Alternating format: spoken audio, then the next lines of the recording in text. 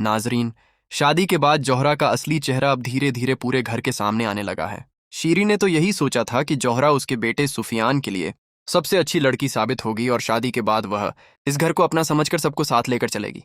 लेकिन अब हालात बिल्कुल उलट होते दिखाई दे रहे हैं। जौहरा अपनी अना और गुरूर में इतनी आगे निकल चुकी है कि उसे किसी की भावनाओं की परवाह ही नहीं। वह जानबूझकर ऐसी छोटी छोटी बातें पैदा कर रही है जिनकी वजह से घर में गलतफहमियां और आपसी तनाव बढ़ता जा रहा है।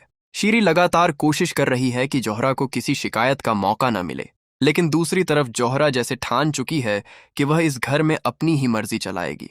सबसे ज्यादा परेशानी जायशा को हो रही है। शीरी बार बार जायशा को यह एहसास दिलाती है कि अब इस घर में उसकी हैसियत बहुत कम है।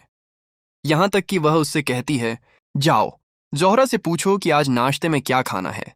आज उसके ससुराल में पहला दिन है, इसलिए नाश्ता भी उसकी पसंद का ही बनना चाहिए। जायशा चुपचाप जौहरा के कमरे में जाती है, लेकिन वहां जौहरा उसके साथ ऐसा व्यवहार करती है जिसकी उसने कल्पना भी नहीं की थी।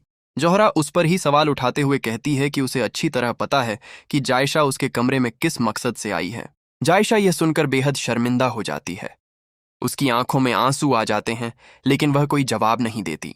उसे क्या पता था कि यह तो सिर्फ शुरुआत है। अगली सुबह जब पूरा परिवार नाश्ते की मेज पर बैठा होता है, तभी सुफियान और जौहरा वहां आते हैं।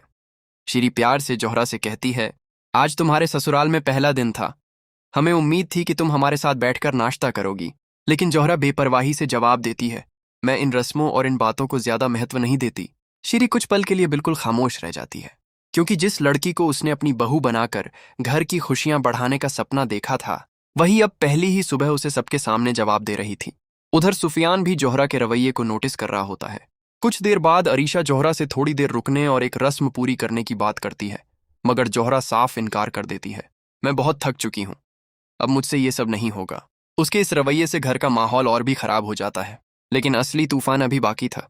जौहरा सुफियान से कहती है, चलो अब हम यहां से चलते हैं। सुफियान उसकी तरफ देखकर कहता है, मैं कहीं नहीं जा रहा।